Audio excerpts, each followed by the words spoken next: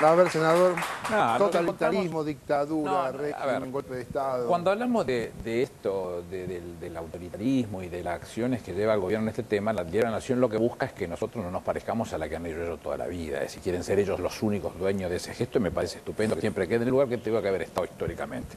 Así han sido, así se han ocupado de ser y la historiografía oficial nos muestra que han sido toda la vida los preocupados en este tema.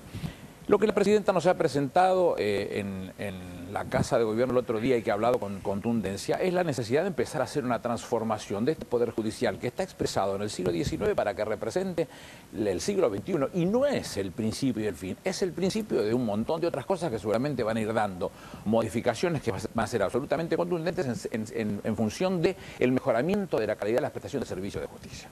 Ulpiano decía que la justicia, darle a cada uno lo que le pertenecía, bueno, es esto, ver cómo se hace para cumplir con cada uno de sus temas. Cuando vemos lo que dice Ventura, que no es otra cosa que un fiel reflejo del mandado, a quien le dan la orden de lo que tiene que decir y hacer, y lo dice con absoluta vehemencia para lastimar. Le pega al abuelo, sí, tengo que lastimarte para que te embronques. Le pega a la señora que tiene una caja, o el señor que tiene una caja de seguridad, sí, embroncate, así te calentás más y estamos bárbaros en el que vamos. Ese es el motivo, es la generación. Y trabajan sobre ese punto, porque esa prensa canalla, hoy mismo en el diario apareció otro de los tantos representantes de la prensa canalla, entonces que lo que hacen es, toman una noticia, la distorsionan, y con la noticia distorsionada lo que hacen es una operación.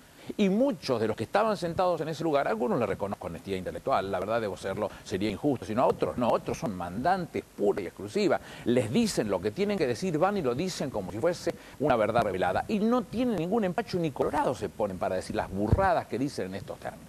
El planteo de lo dicho por la presidenta habla con claridad en la necesidad de reformar 3 tribunales de casación más, hay un tribunal de casación penal, pero se agrega un tribunal de casación comercial, un tribunal de casación en el trabajo y seguridad social y un tribunal de casación en el contencioso administrativo. Lo que está haciendo es, conforme dice el propio artículo 106 de la Constitución, que la justicia va a estar definida por la Corte y los tribunales inferiores, en el medio las instancias no la fija la Constitución, la fija la legislación, el sistema representativo. Entonces lo que hace es esto, define específicamente cómo va a haber 4 estamentos que van a quitarle tarea a la Corte Suprema, que hoy resuelve entre 9.500 causas año, cuando la Corte Suprema de Justicia de la Nación de los Estados Unidos resuelve 100.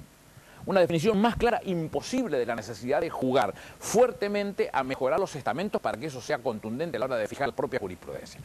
Atrás de eso viene la modificación del Consejo de la Magistratura. Está claro que el primer formato que se sacó después de haberse sancionado la Constitución modificada en el 94 y haberse incluido en el artículo 114 y haberse definido como tenía que ser, no dio resultados porque los resultados no eran todo los beneficiosos que tendría que haber sido, y la modificación que nosotros llevamos a la práctica, convencidos que era la mejor forma de representar el equilibrio que reclama el artículo 114 y la designación de los magistrados, tampoco dio resultado. ¿Y qué es lo que dice la presidenta? Bueno, vayamos al fondo.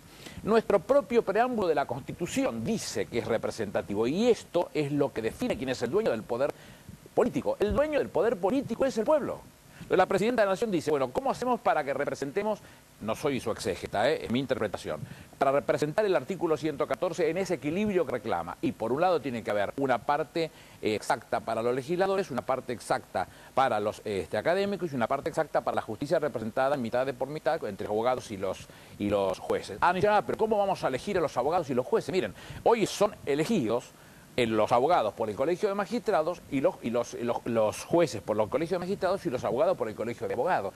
Ni el Colegio de Magistrados ni el Colegio de Abogados figuran en la Constitución argentina.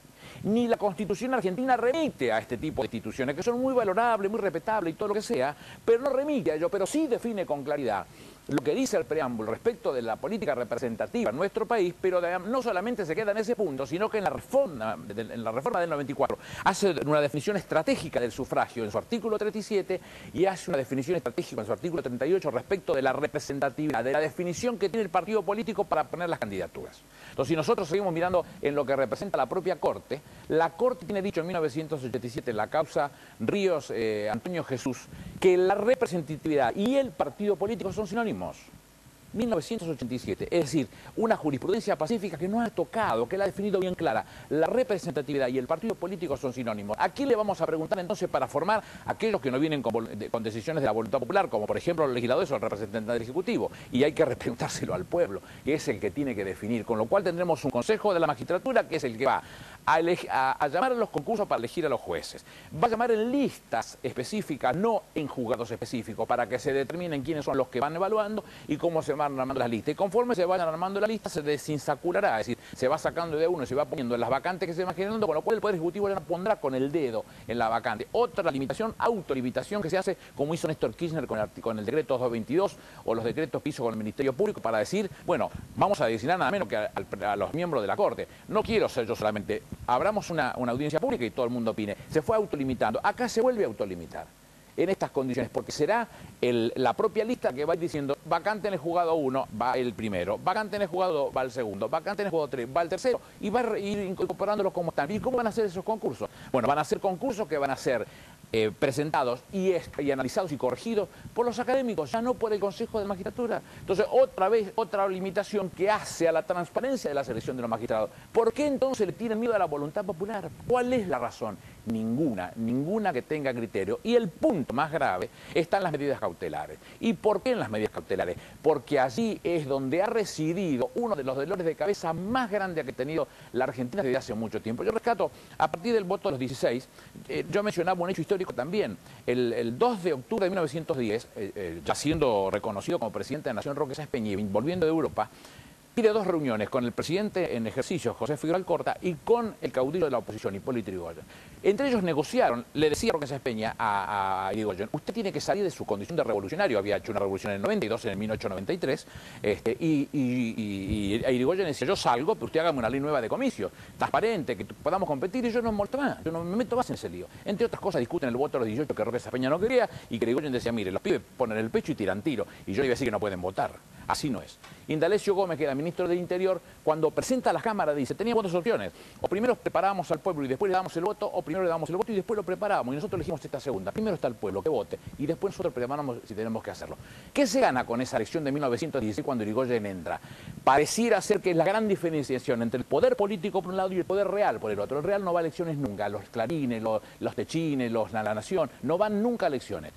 Estos sí van a elecciones. Pareciera entonces que por primera vez en Yrigoyen esto se producía, pero sin embargo en el gabinete de Yrigoyen hay 5 terratenientes, ministro del Interior, el de Economía, el de Hacienda por entonces, el de Agricultura, el de Obras Públicas y el Canciller. 5 terratenientes. ¿Cuándo se va a dar eso? Las 2 veces que se dio la diferenciación real entre el poder político y el poder real es con Juan Perón y con Cristina y Néstor Kirchner. No hubo ningún otro momento. Entonces, esta discusión que estamos dando es toda una discusión de fondo, porque cada uno de los pasos que se dan, que es lo que este señor critica cuando está llamando a alzarse en armas y todo ese tipo de cosas que mueven a risa por el personaje que representa, pero no mueven a risa por lo que está diciendo o lo que significa el dolor de los argentinos, lo que están planteando es que no les interesa que el pueblo elija.